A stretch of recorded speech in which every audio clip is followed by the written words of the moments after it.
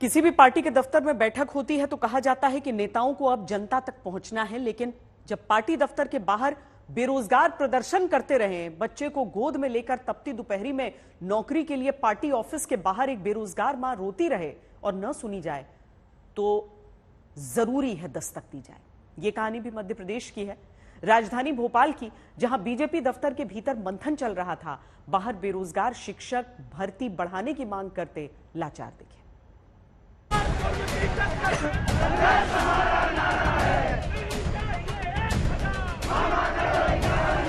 Poster जिस पर लिखा है लाडली बहना करे पुकार, मामा कर दो 51,000। कौन है ये लोग जो अपने छोटे से बच्चे को लेकर गुहार लगा रहे? उमस और गर्मी इतनी कि कोई भी बच्चा बीमार हो जाए, लेकिन क्या इनके पास सिवाय प्रदर्शन करके अपना अधिकार मांगने के और कोई चारा नहीं? तीसरी तस्वीर है जिन्हें दिव्यांग कहकर एक भरोसा दिया गया, क्या वो भी टूट रहा है जो यूं प्रदर्शन करने की लाचारी है? मध्य प्रदेश की राजधानी भोपाल में जगह है भोपाल का बीजेपी कार्यालय, जहां भीतर कोर कमेटी की बैठक होने वाली है, जहां बैठकों में हर नेता को संदेश ये दिया जाता है कि अब सरकार के काम को जनता तक पहुंचाना है। भोपाल में उसी बीजेपी दफ्तर के बाहर प्रदर्शन करते बेरोजगारों की सुनने कोई नहीं आया।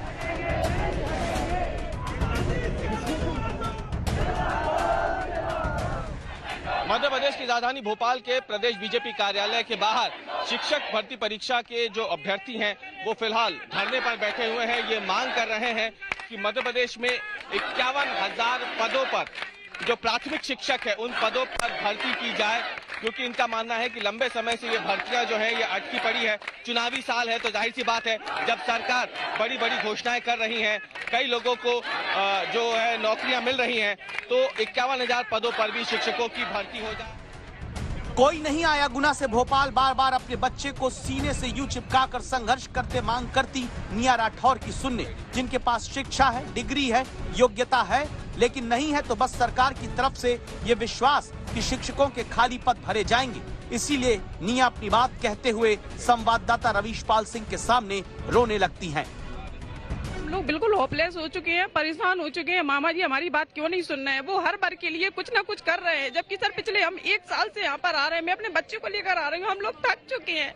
आप हमारी बात मामा जी तक पहुँचा है, जिससे वो प्राथमिक शिक्षक भर्ती 2020 51,000 पदों के साथ पूर्ण करें और हम लोग हमारा जो स्थान गर्मी में पूरा पसीने से तो सर क्या करें? आप बताइए, हमारा भविष्य यहाँ पर खतरे में पड़ा हुआ है। हम उसका भविष्य देखेंगे, जब तक हमारा भविष्य नहीं बनेगा हम उसके भविष्य की क्या उम्मीद करेंगे?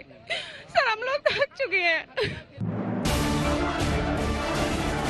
ये प्रदर्शनकारी कहते हैं कि हम तो 22 जिलों से आए हैं, इन्हीं में राजाराम भी हैं। शारीरिक रूप से कठिनाई जिन्हें चलने में होती है, दिव्यांग है, शिक्षा हासिल करने में बिना किसी बैसाखी के इन्होंने डिग्री हासिल की, पढ़ाने लायक योग्यता हासिल की। फिर क्या हुआ? शिक्षकों के पद बढ़ाने की मांग करते करते असहाय कर दिए गए। तो दिव्यांग कौन हुआ, राजाराम या फिर सरकार और सरकारी व्यवस्था? शिक्षा मंत्री जी कह रहे हैं कि तुम्हारे जो है 51,000 पद खाली नहीं है। ये है 51,000 पद खाली नहीं है, पद खाली नहीं है। और अगर हम लोगों को नौकरी नहीं मिलती है तो हम लोगों का जो जीवन है बहुत ही नीचे स्तर आ जाएगा, यानी हम लोग भिखारी बन जाएंगे। इसलिए हमारी मांग है कि हमारी जो पद वृद्धि है वो 51,000 पदों के साथ पूरी की जाए। यदि हम लोगों को नौकरी नहीं दी जाती है तो हम दिव्यांगों का और हम महिलाओं का जीवन है जो बहुत ही नीचे स्तर पर चला जाएगा।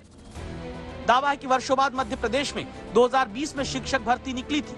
दावा है कि 2020 की शिक्षक भर्ती की परीक्षा 2022 में जाकर हुई, फिर 18,000 पदों पर ही भर्ती पूरी की गई और परीक्षा पास किए हुए बेरोजगार 51,000 पदों पर भर्ती की मांग कर रहे हैं। इससे पहले वाला भर्ती हुई थी वो 49,000 ज्यादा पदों पर हुई थी, जिसमें से 26,000 पद पहले के बचे हुए हैं और उसके बाद से ये प्रक्रिया इतनी हो रही है, संख्या इतनी ज्यादा है कि पूछो मत। कड़ी धूप में बीजेपी कार्यालय के सामने प्रदर्शन करते रहे। थोड़ी देर में पुलिस ने आकर इन्हें हटा दिया। कोई नेता इनकी मांग सुनने बाहर तक नहीं आया। मुख्यमंत्री जरूर मंचों से कहते आए हैं कि नौकरियां देंगे। 1 साल में 1 लाख सरकारी भर्तियां की जाएगी। मुझे कहते हुए प्रसन्नता है 55,000 भर्तियां की जा चुकी है और बाकी भी तेजी से की जा रही है। 15 अगस्त के पहले 1 लाख से ज्यादा भर्तियां सरकारी नौकरी में हो जाएगी।